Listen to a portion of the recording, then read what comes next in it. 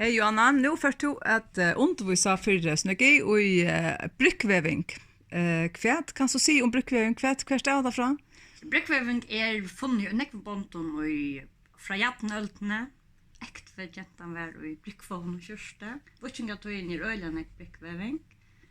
Og det en øyla simpel teknikker her som ikke ambo krevias og så ikke annet det som man selv kan gjøre.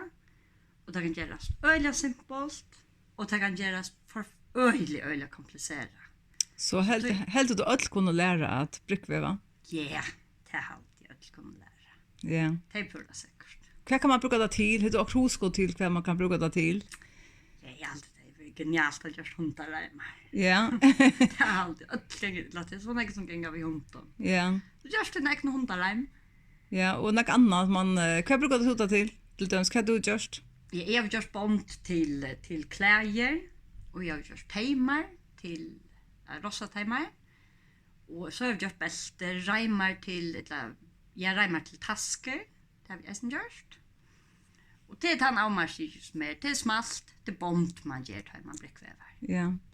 Du helt man får få något ur på så kväll för jag lär hvis jag kommer för jag lära att bryggväva att han har kväll. Ja, det är allt det. Det allra simplaste så klarar man alltså man begynner beina väva och det mesta av hinnon kan man googla sig till och läsa sig till. Så ja, det är allt det. Sakta som man klarar. Ja, vi är spända på det. Tack för det. Hej.